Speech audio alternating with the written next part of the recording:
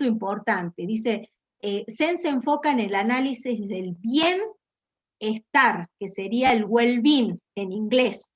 Y él lo define como well-being justamente para diferenciarlo de esa concepción ortodoxa de economía, que es el welfareismo, que le dije recién.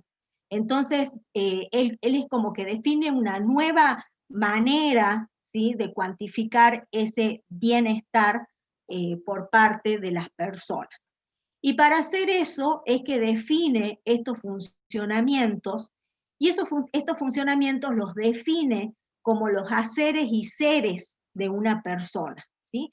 Estos funcionamientos son partes del estado de una persona, y son las cosas que la persona logra o puede lograr hacer o ser al vivir. Por ejemplo, bajo esta visión, el ser feliz, ¿sí?, que era en lo que se centraban los otras definiciones de bienestar que vimos la clase pasada, el ser feliz para Zen es un funcionamiento, nada más. Pero, por ejemplo, el estar bien alimentado es otro funcionamiento para Zen. El estar cobijado es otro funcionamiento para Zen. Entonces, él se centra en los funcionamientos, ¿sí? Vamos a definir capacidad, y esto es importante que lo tengan en cuenta, como las combinaciones alternativas de lo que una persona puede hacer o ser al vivir. Estamos definiendo capacidad como conjunto de funcionamientos, o sea, capacidad no es la habilidad de la persona, sino capacidad es conjuntos de funcionamientos que la persona podría llegar a lograr, por ejemplo, ¿sí? De manera que teóricamente capacidad se puede definir como un conjunto de n uplas de funcionamientos alternativos que una persona puede lograr.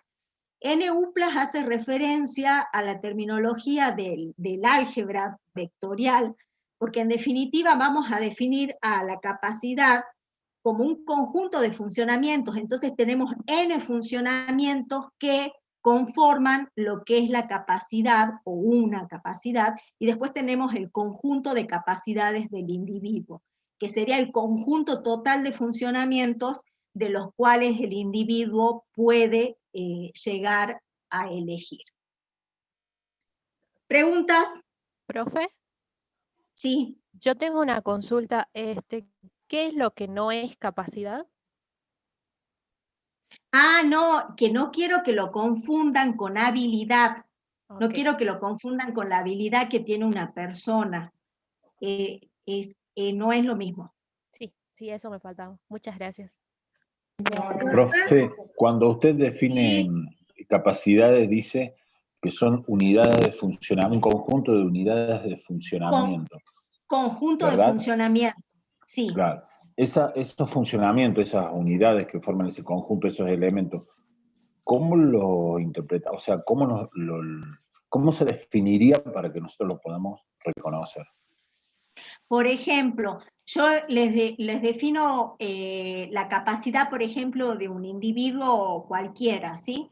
Estar bien alimentado, estar cobijado y estar educado hasta nivel primario, por ejemplo. Esa estoy definiendo una capacidad.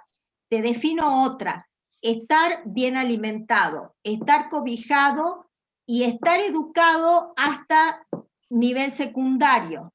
Tiene más posibilidades. Te defino otra: estar bien alimentado, estar cobijado, estar educado hasta nivel universitario. Entonces, ¿ves cómo se va ampliando esa capacidad? Voy incorporando más funcionamientos y eso va ampliando la capacidad de la persona. ¿Se entiende? Profe. Sí. Entonces, sí, la capacidad lo está tomando como si fuera una medida. No, lo estoy tomando. Como No, una capacidad. Una cantidad de cosas que acumula. La capacidad lo estoy definiendo como un conjunto de funcionamientos y que distintas capacidades van a ser distintos conjuntos de funcionamientos. No es medida. Es como un vector que lo defino enumerando los distintos funcionamientos que dispone la persona. No, yo por estoy eso, comprendiendo entonces, profe, porque no entiendo si hasta nivel universitario la persona puede alimentarse por sí sola, cobijarse y tener una educación, y qué más podría tener si ya llega a nivel universitario. No me queda claro, creo. no, pero vos podés pensar en otra persona que tiene más funcionamientos todavía que esa, y por ejemplo, puede tener la posibilidad de hacer un posgrado, por ejemplo. Entonces se amplía más todavía la capacidad. O sea, voy incorporando distintos funcionamientos, por eso dice NU+. Yo puedo definir una capacidad enumerando distintos números de funcionamientos. Ilimitado es, ¿eh? Profe, Sí. entonces se considera como funcionamiento a medida que la persona lo va logrando y se va integrando como capacidad. O sea, si la persona no logra ese funcionamiento, no se considera tampoco capacidad.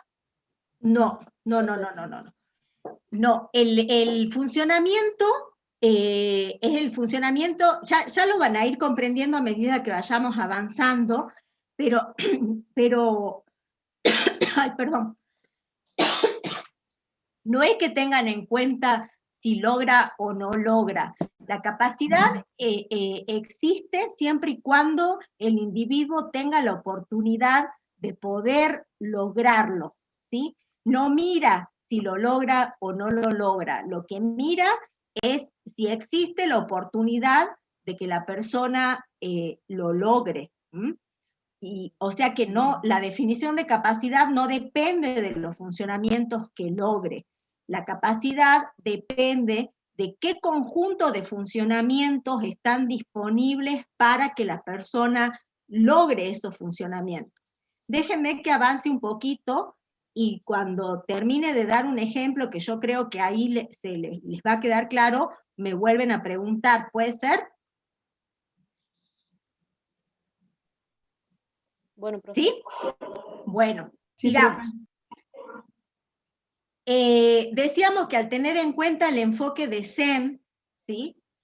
El bienestar de una persona se puede analizar como una evaluación de funcionamientos logrados por la persona.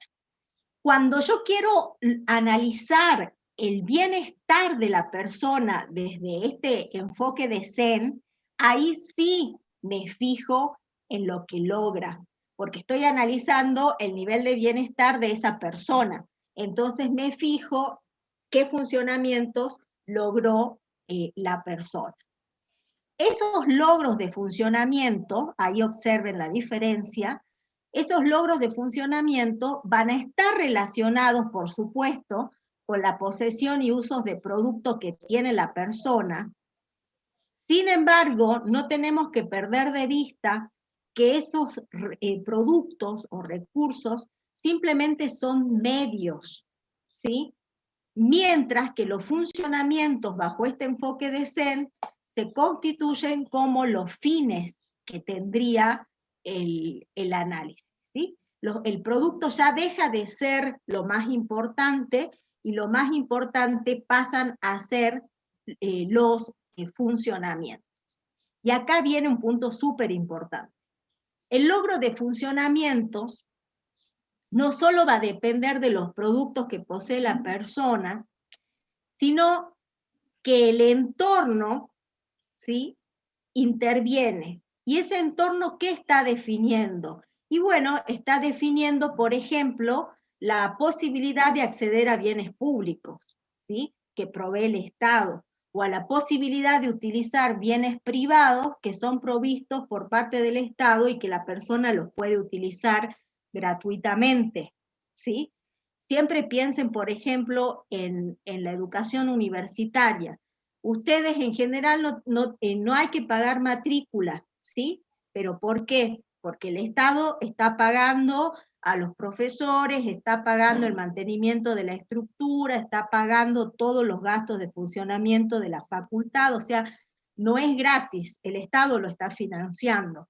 Entonces, Sen dice, no solamente es importante lo que posee el individuo, sino también es importante lo que provee el entorno mediante acceso a bienes públicos y bienes privados que puede proveer de manera gratuita porque lo financia el Estado. ¿Se va entendiendo un poco más? Sí. Bien. Sí, profe. Bueno, entonces Sen, ¿sí?, enfatiza de esta manera las oportunidades que ofrece una determinada sociedad a sus integrantes. Por supuesto que una sociedad en donde tenemos un Estado muy presente, en donde se suministran todos los bienes públicos de calidad, en donde incluso el Estado financia bienes privados y lo hace de buena manera, y seguramente va a ser una sociedad en donde va a haber mayores oportunidades para las personas que vivan ahí.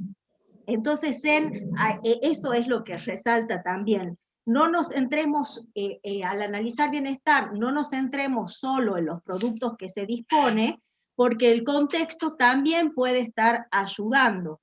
Entonces, es una visión más amplia.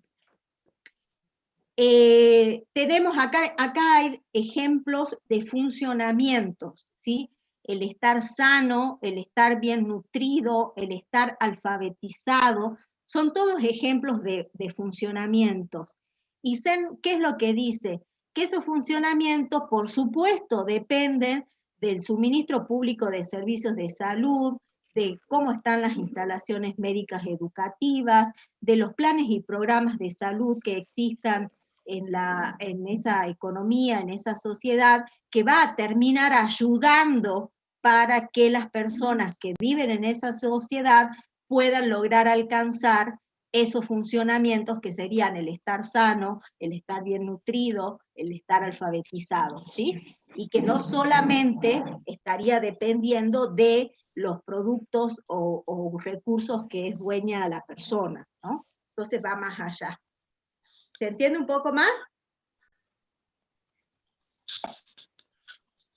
Vamos entendiendo, vamos entendiendo. Van entendiendo, bien.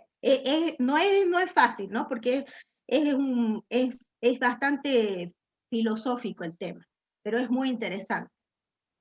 Bueno, con todo esto, ¿sí?, los cambios que Sen propone es pasar del estado real, es decir, pasar de estudiar cuánto ingreso tiene, cuántos productos tiene, a la oportunidad. Es decir, pasar el enfoque a lo que es oportunidad.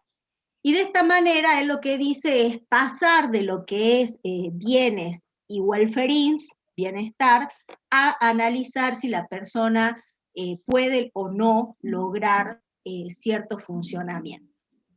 Entonces, Sen propone que para juzgar el desarrollo hay que hacerlo en términos de funcionamiento y ver entonces bajo esta óptica la disponibilidad y uso de esos medios para lograr los funcionamientos. Nunca o siempre recuerden, mejor dicho, para hablar en positivo, que uno puede tener exactamente los mismos medios que otro y los puede utilizar de mejor manera. Y quizás termina logrando más funcionamientos que otro con exactamente los mismos recursos. Yo creo que con este ejemplo que tenemos acá les va a cerrar esta idea del enfoque de funcionamientos y capacidades, con un ejemplo muy sencillo que es el sistema del nivel de nutrición. Cuando nosotros hablamos del nivel de nutrición, si no tenemos en cuenta el enfoque nuevo de Sen, nos podríamos haber centrado en analizar el inventario de bienes, es decir, de qué alimentos dispone la persona, o podríamos haber analizado el nivel de bienestar que logra la persona si es que nos abocamos a la teoría del bienestar de economía ortodoxa, ¿sí? Entonces, ¿qué pasa? Si miramos los inventarios, miramos la provisión de alimentos. Si miramos la utilidad, miramos el placer o satisfacción de deseos que obtiene el individuo al consumir esos alimentos. Pero si lo queremos ver desde la visión de Zen, desde este enfoque de funcionamientos y capacidades, nos tenemos que centrar en analizar si la persona está bien alimentada. Y el estar bien alimentado es el funcionamiento. Entonces Zen dice, para analizar y juzgar una situación de desarrollo, tenemos que mirar los funcionamientos que logra la gente que vive en esa economía, que vive en esa sociedad, ¿sí? Dice, no miremos el nivel de utilidad y no miremos la provisión de alimentos, miremos si tiene o no tiene la posibilidad de lograr el funcionamiento, estar bien alimentado. ¿Se entiende con este ejemplo?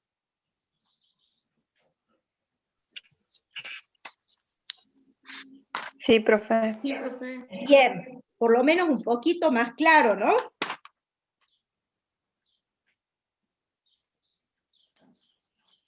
Bueno, seguimos adelante. Vamos a pasar ahora a hablar de la libertad, ¿sí? La libertad y las capacidades y de cómo se considera la evaluación de la libertad en su enfoque. Se mira la libertad desde una perspectiva positiva del poder elegir, es decir, que cuanto más grande sea el conjunto de capacidades, más libertad va a tener el individuo porque puede elegir más cosas, ¿sí? Entonces, ahí sería como más libre. Y lo que Zen dice, que si bien la libertad podría ser un funcionamiento en sí mismo, ¿sí? Se puede incorporar en la determinación del bienestar. Entonces, el bienestar pasaría a ser una función del logro de funcionamientos y de capacidades del cual se eligió ese conjunto de funcionamientos. ¿Qué quiere decir? Que no solo importan qué funcionamientos se logran, sino también cómo es el conjunto de capacidades de los cuales el individuo eligió un conjunto de funcionamientos. Como les decía recién, cuanto más amplio es ese conjunto de capacidades, el individuo tiene más libertad y también tiene más bienestar. Entonces está totalmente asociado el concepto tanto de bienestar como de capacidad. Entonces lo podemos tener en cuenta como un propio funcionamiento, lo podemos tener en cuenta con el hecho de que mayor libertad implica que se amplíe ese conjunto de capacidades, y podemos tener en cuenta la libertad de otra forma, ¿sí? Que es un poquito ya más complicada, pero enseguida me van a captar la idea, que es incorporar dentro de la naturaleza del funcionamiento este concepto de libertad y definir el funcionamiento de una manera que Zen dice que es más refinada. Entonces pasemos al ejemplo. Ustedes piensen en una persona que está ayunando, ¿sí? Está ayunando, está pasando hambre, pero ¿qué pasa? La naturaleza de ese funcionamiento del estar ayunando incluye la elección de no pasar hambre. ¿Por qué? Porque la persona está ayunando por decisión propia, no porque no cuente con los recursos para alimentarse.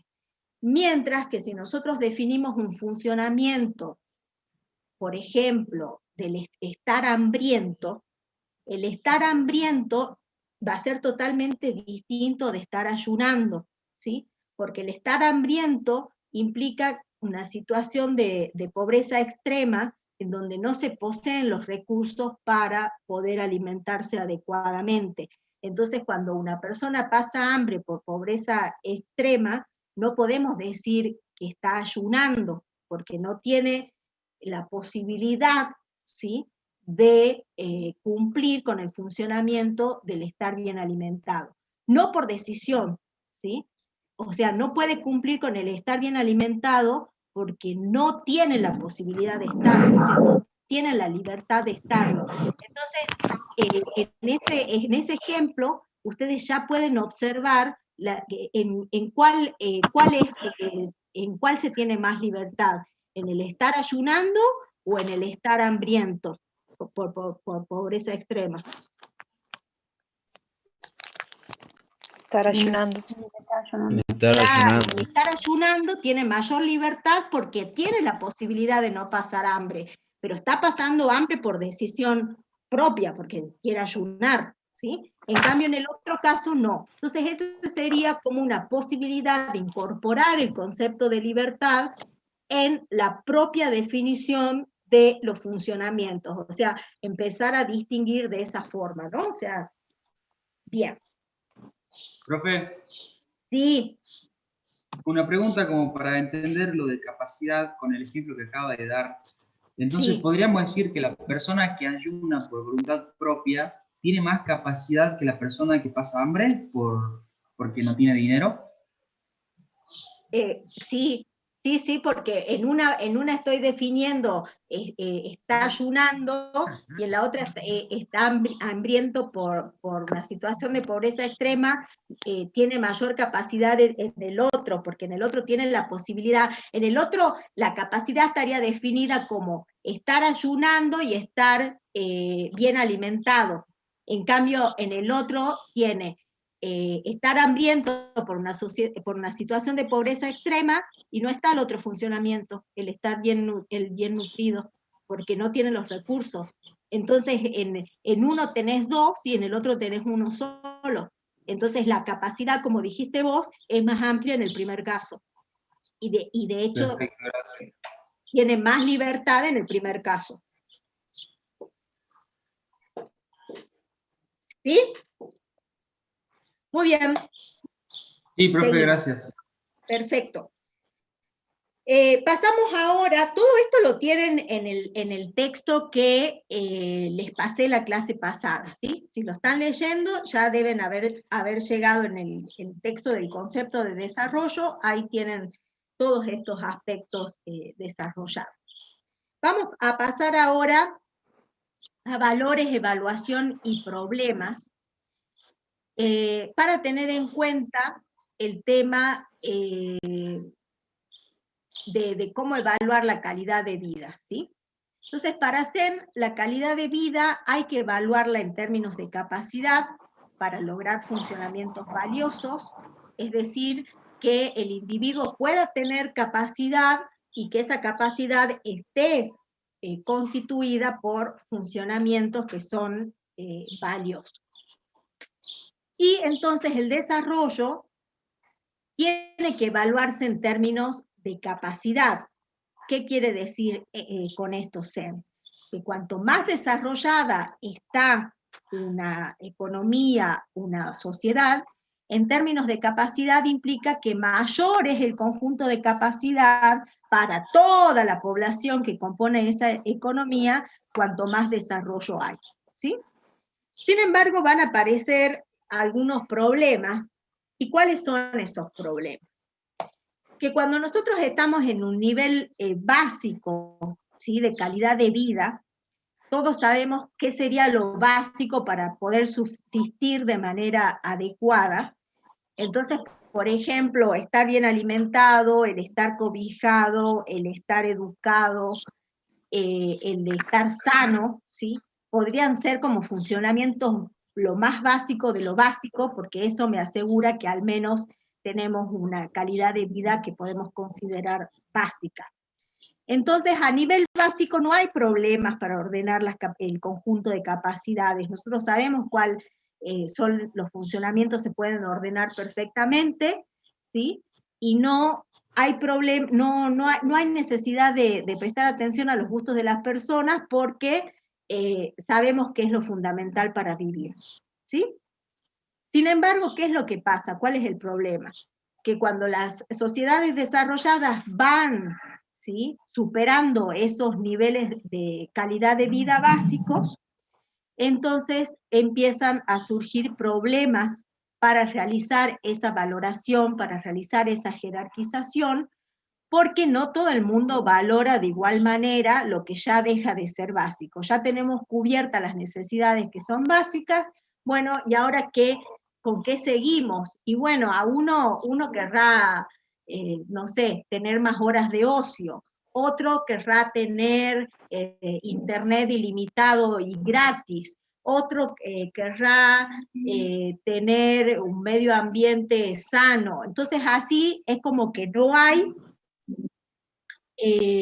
hay homogeneidad de valores. Y ahí es donde surge el problema de que vamos a tener funciones de valoración aceptadas por diferentes personas que van a ser diferentes. Hay entonces heterogeneidad de los valores porque a partir de determinado nivel de calidad de vida ya no todos concuerdan con lo que seguiría siendo la prioridad.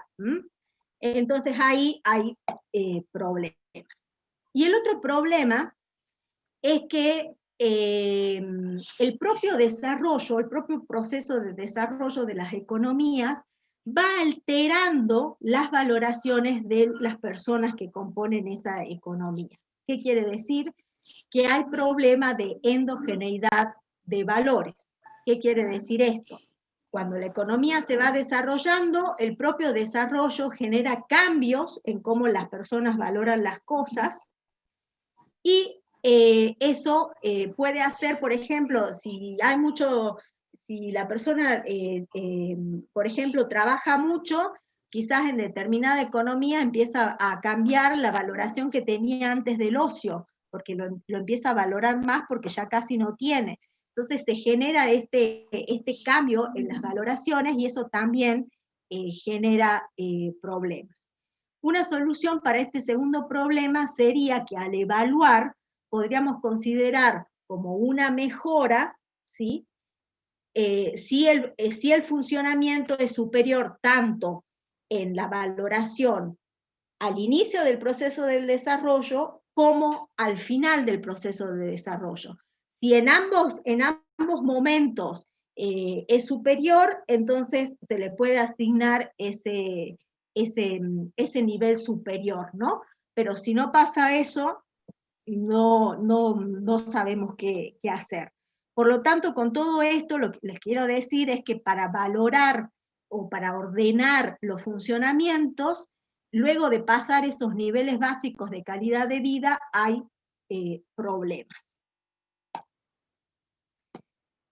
Bien, y este problema de valoración de los funcionamientos es un ámbito en que se continúa investigando y trabajando.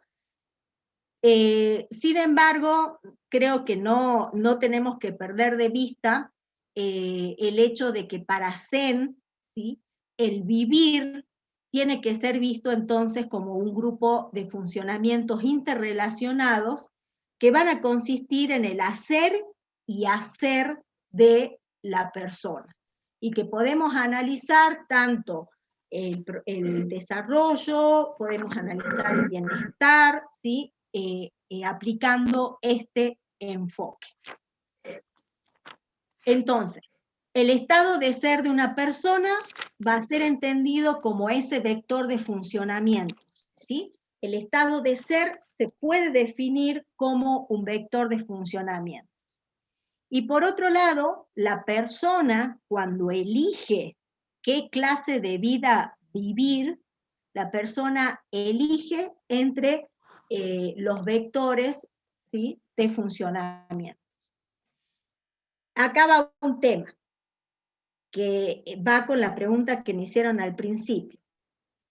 El grupo de vectores factibles para cualquier persona son aquellos conjuntos de capacidades de los cuales la persona puede elegir, ¿sí? Define ese conjunto de capacidades. Es el grupo de vectores posibles, accesibles a la persona. No implica los que logra, ¿sí? O sea, la persona desarrolla su vida en determinado contexto, ¿sí?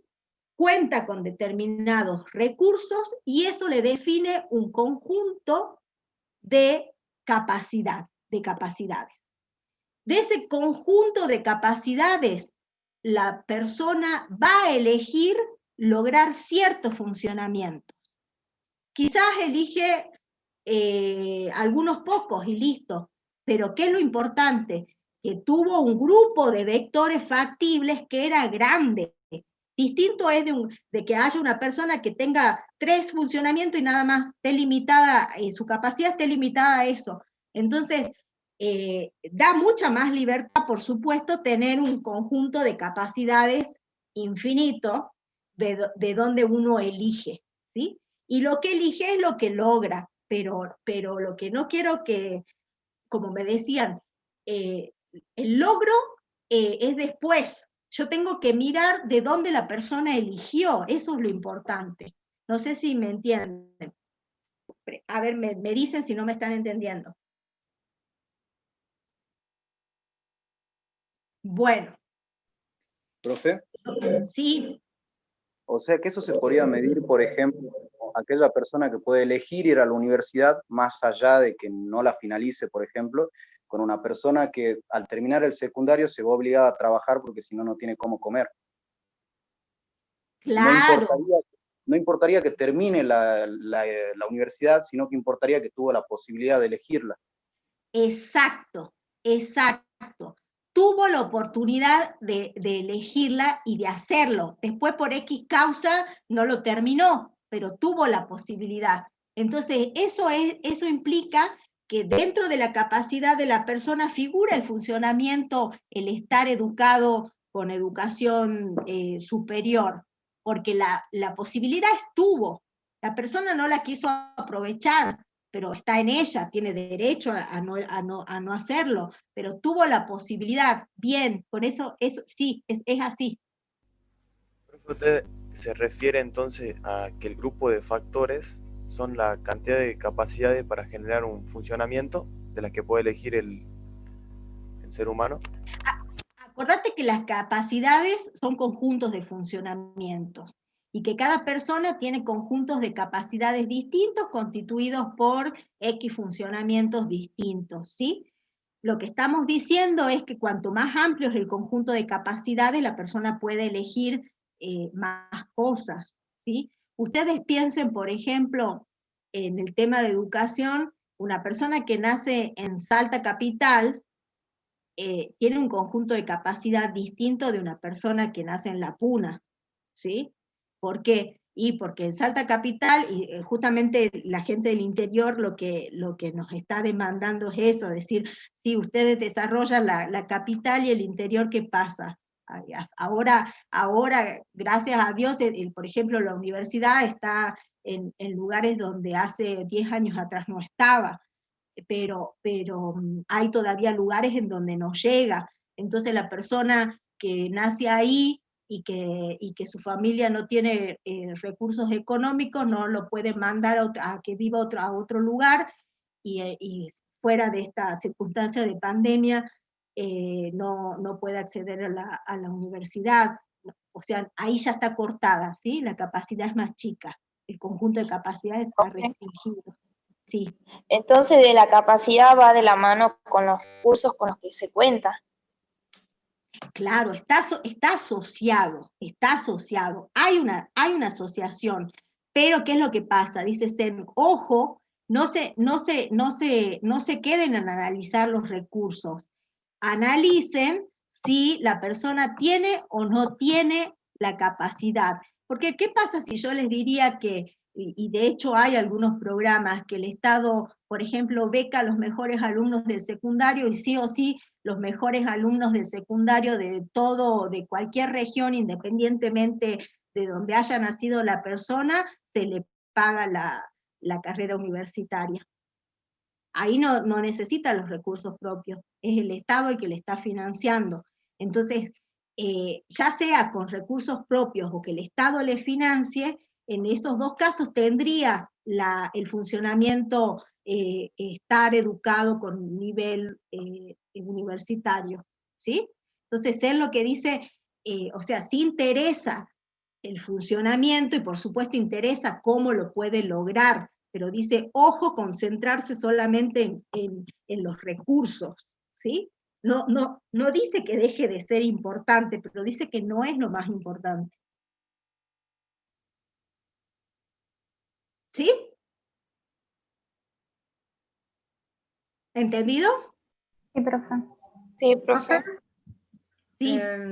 Por ejemplo, ¿no? Compañero, bueno, de tener la libertad de elegir la universidad, también, por ejemplo, de estar bien alimentado, porque hay una oportunidad que sacó acá ahora la tarjeta alimentar, y la gente tiene la oportunidad de estar bien alimentado casualmente. Entonces, con ir a la universidad, elegir una, eso sería un conjunto de funcionamientos. Eso sería ya un conjunto de funcionamientos, porque vos tenés que estar bien alimentado y el estar educado con nivel universitario ya te define ya tenés un conjunto de funcionamientos, ya por lo menos tenés dos. Sí. Ah, bien. O sea que mientras más oportunidades me den tanto el Estado como, bueno, yo tenga la posibilidad de lograr un objetivo, más capacidad tengo, digamos. Claro, ahora fíjate lo que acabo de poner acá en la presentación, en donde digo un conjunto de capacidades, ¿sí? Un conjunto de capacidades representa las oportunidades de la persona para lograr bienestar. Son oportunidades. ¿Qué es lo que quiere decir? Cuanto más grande sea ese conjunto de capacidades, implica mayor oportunidades para la persona para lograr bienestar, independientemente que lo logre o no. Como decía el compañero recién, tenemos la posibilidad de estudiar a nivel universitario porque el Estado está financiando a las universidades, ¿sí? Que lo logre o no lo logre, no importa, la oportunidad está, existe y es palpable para todos. No terminé la universidad, bueno, no lo logré, pero tuve la oportunidad. Entonces, eso se considera que una persona que tuvo la oportunidad tiene mayor bienestar que aquella que no tuvo esa oportunidad. ¿Mm? No sé si me entienden. Sí, profe. Bueno, seguimos entonces. Por lo tanto, ¿sí? Esta teoría que básicamente es normativa, ¿sí? Del enfoque de funcionamientos y capacidades, se basa entonces en la valoración de capacidades individuales, ¿sí? Para él es fundamental analizar las oportunidades que tienen las personas de lograr funcionamientos valiosos. Oportunidades de logro, ¿sí? No sabemos si lo logra o no lo logra. Tuvo la oportunidad de hacerlo, ¿sí? Y eso es lo importante. Entonces, para Sen, como también para los teóricos del bienestar, ¿sí? Del enfoque tradicional de economía, sería responsabilidad del gobierno de una economía el promover el bien conjunto de la sociedad, y la función de los economistas sería, que es una función muy tediosa, definir operacionalmente a ese bien social y tratar de identificar las políticas que mejor lo promuevan, donde la decisión última está en los funcionarios políticos, ¿sí? Pero la función del economista sería el demostrarle cuáles serían las posibilidades.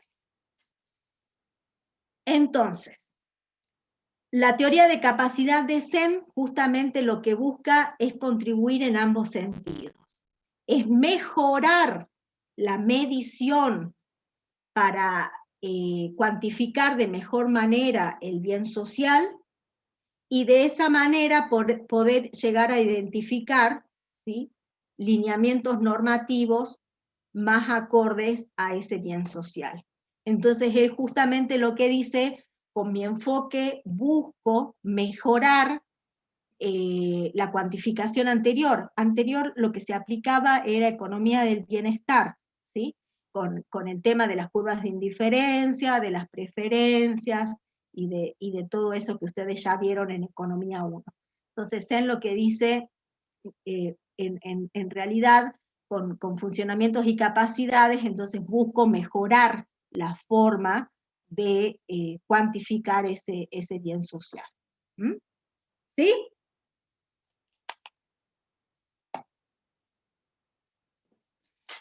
¿Sí o no? Sí, profe. Sí, profe. Bueno, vamos a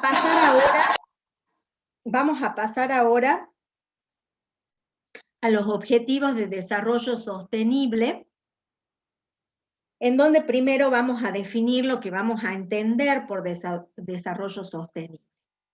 El desarrollo sostenible, no todo tipo de desarrollo es sostenible, ¿no? El desarrollo que es sostenible es aquel que satisface las necesidades actuales de las personas sin comprometer las capacidades de las futuras generaciones. Entonces necesitamos que se garantice un equilibrio entre lo que es crecimiento económico, en lo que es cuidado del medio ambiente y en lo que es el bienestar social. Un equilibrio entre esas tres cosas.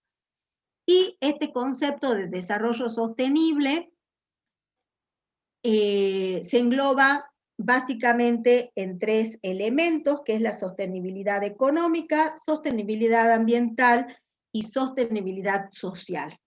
Entonces, un desarrollo sostenible tiene que lograr el equilibrio entre estos tres elementos, situación muy complicada, muy compleja, pero para que sea sostenible hay que lograrlo, ¿sí?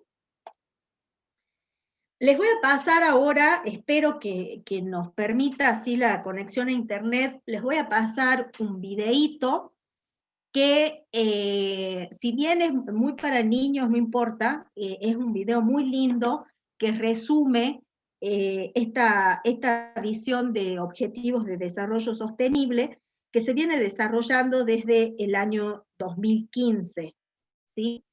Se han determinado unos objetivos, que son 17 objetivos, esto es un acuerdo a nivel global, y que básicamente ha determinado una agenda para todos los países adheridos, que es una agenda de desarrollo sostenible. Entonces, les voy a poner el videíto, cualquier cosa, si no lo ven, me avisan, esperemos que se pueda ver.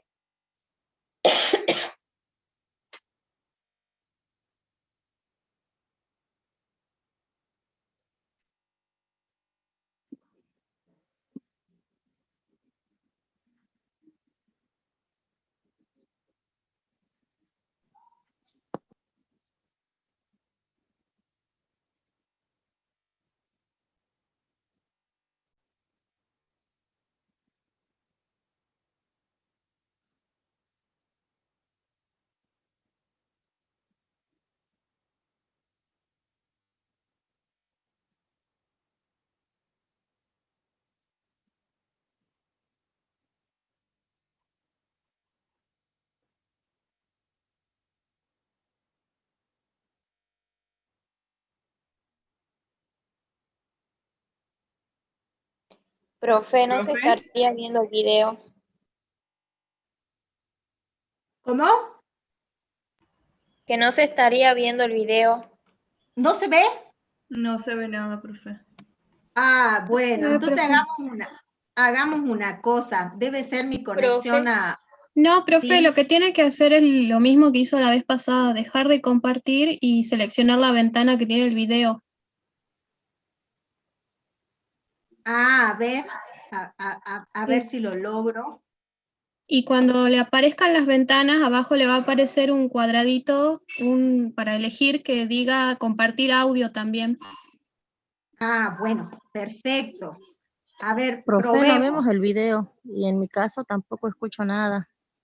Esperen, que estoy arreglando unos problemas técnicos.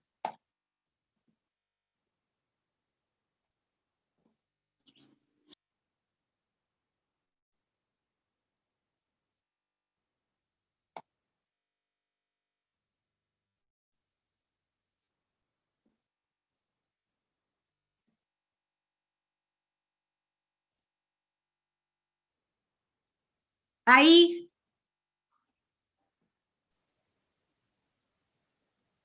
Sí, profe, sí Sí se ve, profe. ¿Escuchan? No tiene audio, escucho. No tiene audio. Esperen. Vamos de nuevo. Esperen, el audio, no sé.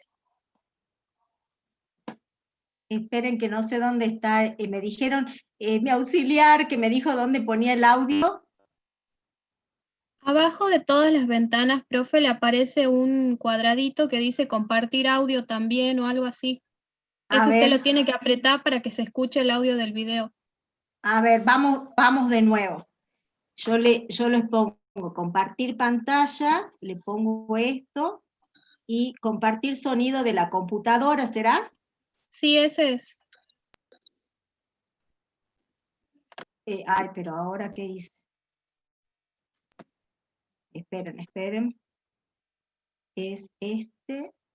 Listo. Ahora creo que sí van a escuchar. ¿Tienes un momento? Esto es importante. Se escucha, Necesitamos tu ayuda. perfecto. Listo, gracias. Imagina que viajas por el espacio en busca de vida inteligente. Pero no es el video. Llevas un tiempo viajando porque el espacio es... La mitad de la población mundial sigue teniendo menos derechos y posibilidades solo por el hecho de ser mujer. Aún no están asegurados todos los derechos humanos para todas las personas. Siguen aumentando las desigualdades entre personas ricas y pobres entre unos países y otros. Sufrimos altos índices de contaminación y pérdida de biodiversidad. Tenemos un modelo de vida que no respeta los límites biofísicos del planeta. En septiembre de 2015, conscientes de esta realidad, los líderes mundiales adoptaron en el seno de Naciones Unidas un acuerdo, la Agenda 2030 y los Objetivos de Desarrollo Sostenible. Se trata de un acuerdo internacional sin precedentes, con vigencia hasta el año 2030, y que reconoce la importancia de abordar a la vez la lucha contra la pobreza, el cuidado del planeta y la disminución de las desigualdades. Pero, ¿cuáles son sus contenidos? 5 elementos fundamentales. Personas. No dejar a nadie atrás. Dignidad e igualdad de todas las personas en un medio ambiente saludable. Planeta. Colocar la protección del planeta en el centro. Prosperidad. Transformar las economías para disfrutar de una vida próspera y plena en armonía con la naturaleza. Paz. Propiciar sociedades pacíficas. Alianzas. Crear una alianza mundial entre los diferentes actores. Y para conseguirlo se proponen los ODS, los Objetivos de Desarrollo Sostenible, que son los siguientes. 1. Fin de la pobreza. Poner fin a la pobreza en todas sus formas y en todo el mundo. 2. Hambre cero. Poner fin al hambre. Lograr la seguridad alimentaria y la mejora de la nutrición y promover la agricultura sostenible. 3. Buena salud. Garantizar una vida sana y promover el bienestar de todas las personas a todas las edades. 4. Educación de calidad. Garantizar una educación inclusiva y equitativa de calidad y promover oportunidades de aprendizaje permanente. 5. Igualdad de género. Lograr la igualdad de género y empoderar a todas las mujeres y niñas. 6. Agua potable y saneamiento. Garantizar la disponibilidad y la gestión sostenible del agua y el saneamiento. 7. Energías sostenibles. Garantizar el acceso a una energía asequible, fiable, sostenible y moderna. 8. Empleo y crecimiento económico. Promover el crecimiento económico, el empleo pleno y productivo y el trabajo decente. 9. Innovación e infraestructuras. Construir infraestructuras resilientes, promover la industrialización inclusiva y sostenible y fomentar la innovación. 10. Reducción de las desigualdades. Reducir la desigualdad en los países y entre ellos. 11. Ciudades y comunidades sostenibles. Lograr que las ciudades y los asentamientos humanos sean inclusivos, seguros, resilientes y sostenibles. 12. Consumo y producción sostenibles. Garantizar modalidades de consumo y producción sostenibles. 13. Acción por el clima.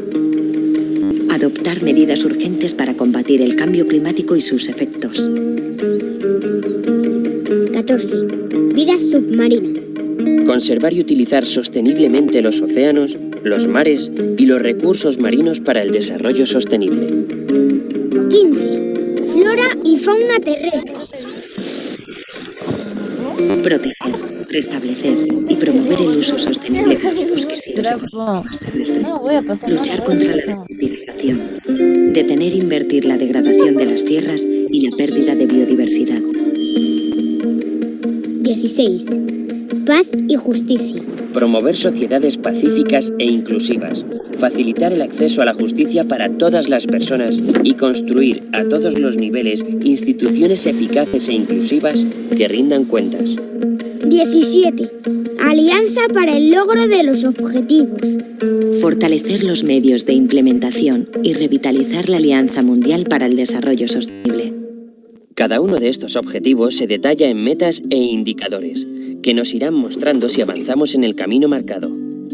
Será más fácil alcanzar los objetivos propuestos si todos los sectores nos involucramos, gobiernos e instituciones públicas de todos los niveles, entidades sociales, sector privado y, en general, todas las personas, tanto del norte como del sur.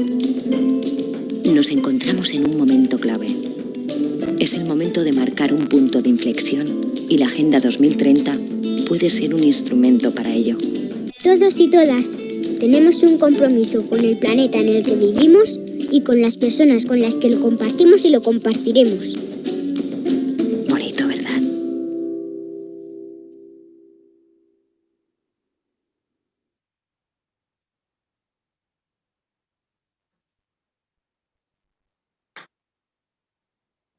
Muy bien. Volvamos. Uy. Sí, no te me besé. No te quedes de piñame, ¿no? Apaga tu micrófono, Maga. Sí, que apague el micrófono. Por favor, los micrófonos, a ver, ¿puedo? ¿Están viendo mi pantalla de nuevo? Sí, profe. Sí, profe. Sí, profe. Bien. Bueno, ahí tienen entonces, el video les contó de una manera más linda y entretenida que los que les podía contar yo, los 17 objetivos, ¿sí?, del desarrollo sostenible. Así que ahí tienen todas las direcciones de internet, al que le interese algún objetivo en particular, puede entrar, puede ver las metas. En general, cada país, ¿sí?, de acuerdo a la propia situación social y política, va adecuando las metas para ir cumpliendo con estos objetivos, los cuales tendrían que estar cumplidos para el 2030, ¿no? Así que bueno, todo esto de Naciones Unidas y todo lo que van a seguir viendo la clase que viene con los indicadores, todos son nuevas visiones que están fundamentadas a nivel teórico por el nuevo enfoque, sí, de funcionamientos y capacidades de CEN, que es la base, ¿sí?, de todos estos nuevos análisis. Vamos a pasar ahora, simplemente les voy a hablar un poquito para ir terminando ya el tema 1, sobre la clasificación de los países según su nivel de desarrollo, y después vamos a cerrar con las características del subdesarrollo económico. Básicamente, la clasificación entonces la podemos hacer de acuerdo a 3 niveles, en donde en el primero vamos a encontrar a los países desarrollados, que van a ser aquellos países que ya han logrado un elevado nivel de ingresos. Profe, disculpe, no Sí. se ven las diapositivas nuevas. No, todavía no empecé porque la diapositiva es de las características del subdesarrollo. Yo le estoy comentando la clasificación. Ah, gracias. No se preocupen. No. Yo estaba asustada. No hice filmina de la clasificación. Les decía que los países desarrollados van a ser aquellos países que han logrado ya un nivel alto de ingreso. y que también han logrado un nivel alto de industrialización, y que además el alto nivel de vida está generalizado entre la población. Quizás ahora con el tema de la pandemia enfrentan problemas de pobreza, pero en general tienen recursos para afrontarlo y no es de pobreza extrema, ¿no? Entonces esos países son los que podemos catalogar como países desarrollados. Luego tenemos los países emergentes, dentro de los cuales vamos a encontrar países en vías de desarrollo y países recientemente industrializados. Los países en vías de desarrollo en general son países que han logrado un ingreso per cápita medio y que todavía no han logrado ¿sí? que las mejoras en los niveles de vida se generalicen en toda la sociedad. Y dentro de los países recientemente industrializados, en donde están lo que podemos considerar el mercado emergente, son países que, por ejemplo, son los países del BRIC, ¿sí? Países emergentes que tienen mayor tamaño y que tienen mayor impacto mundial y que tienen cierto dinamismo económico, como puede ser Brasil, Rusia, India, China. Y finalmente en la clasificación estarían los países no desarrollados o países subdesarrollados, en donde encontramos países pobres. Las características, para resumir, muy resumen, ¿sí? del subdesarrollo económico, tendríamos ingreso o renta per cápita bajo, y tendríamos también que los países enfrentan altas desigualdades de ingreso, o sea que hay problemas de distribución del ingreso o renta. Ustedes piensen que altas desigualdades de ingreso asociados a rentas medias bajas, lo que hace es que surjan situaciones de pobreza y de pobreza extrema. Entonces estos países tienen problemas, ¿sí? Intensos, ¿sí? Con la pobreza.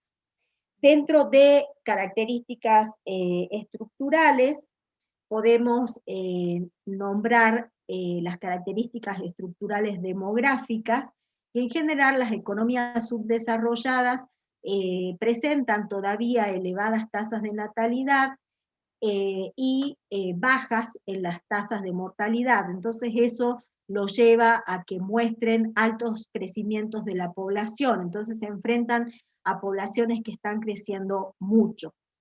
En general también otra característica demográfica es que presentan migraciones de zonas rurales a urbanas en búsqueda así de la población que busca una mejor situación. En cuanto a lo ocupacional y productivo, continúa siendo importante la proporción de la agricultura en el producto, es decir, lo que se ha observado es que a medida que las economías se van desarrollando, la agricultura pierde, ¿sí? Participación. Sin embargo, cuando la economía todavía no se desarrolla, la agricultura sigue siendo importante en la producción de la economía. En cuanto a la población empleada en sectores de servicios, puede ser alta. Sin embargo, el sector servicios de las economías subdesarrolladas no tiene para nada las mismas características que el sector servicio de economías desarrolladas, en el sentido de que en general los puestos de trabajo son de mala calidad, son en general muy informales. Entonces esa sería también otra característica. Y respecto al comercio internacional, básicamente las economías subdesarrolladas siguen exportando productos básicos, materias primas, cultivos, textiles, artículos de industria ligera que en general tienen muy poco o nada de valor agregado. Entonces ese sería en resumen las características que hacen al subdesarrollo. Nosotros algunas tenemos, otras no, otras ya superamos, pero nosotros, bueno, nos encontramos, como les dije en la clase anterior, tenemos un nivel de ingreso per cápita medio, estamos en los países en vías de desarrollo, ¿no? Y bueno, con esto ya cerramos la clase. Quedaría que les resalte la bibliografía. Como les dije, les va a llegar por email tanto el libro de Rey como el libro de Weil, que nombré la clase anterior. También les va a llegar este libro, el de Zen, El desarrollo como libertad. Simplemente no es que para que lean todo el libro, es el capítulo 2 que tienen que ver la parte que vimos la clase pasada, ¿sí? de libertades como instrumentos para el desarrollo, y sí lo que ya tienen, y espero que estén leyendo, es la traducción de la parte del concepto de desarrollo de Zen, que básicamente trata muchas de las cosas que expuse en esta clase.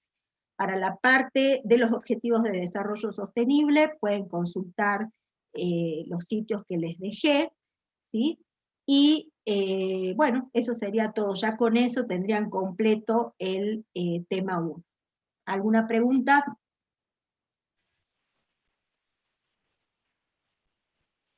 Profe, nos manda al Gmail que pusimos en la plataforma. Ahí nos tienen que llegar los enlaces para los libros. Les tiene que llegar al email. ¿Ya se registraron en el Google Doc? Sí. A ese email les va a llegar, al email que ustedes dieron en el registro del Google Doc. ¿En esta semana, Bien, profe, profe, o la otra recién? Disculpa. Esperamos que esta semana, ya empezaron a hacer la carga, así que esperamos que sea esta semana. Tengan paciencia, no se impacienten, a lo largo de hoy y hasta la semana que viene, sí tienen que estar todos ya con acceso a la plataforma y los libros. La clase de hoy me están preguntando acá si la subo la clase de hoy se sube en YouTube. Yo voy a dejar de grabar ahora y esperamos que me manden, porque la clase pasada no me la mandaron todavía. Vamos a subir todo en la plataforma. Tanto la clase del miércoles como la de hoy la vamos a subir a la plataforma, no al YouTube, ¿sí? Ahí la vamos a subir. ¿Y los trabajos prácticos también, profe, la próxima semana? Sí, ya la semana que viene tienen que tener acceso a la plataforma, así que ahí ya se van a comunicar los profesores de práctica y seguramente le van a subir la guía a la plataforma. Las filminas, vean la del video, sí, para eso les grabo el video, para que vean la filmina. Bueno, profe, hasta luego, muchas gracias. Bueno, gracias, hasta profe. luego. Perfecto. Profe, ¿sí? ¿Hay alguna posibilidad de que suba las filminas, además de grabarlas? Porque es más fácil tenerla en hoja y ahí completarlas con su clase. Ah, bueno, se las voy a subir ahí en PDF a la plataforma también con el video. Muchas gracias, profe. Bueno, perfecto. Listo, entonces, Dios nos ayudó, no se cortó. Bueno, profe. Bueno, adiós. La clase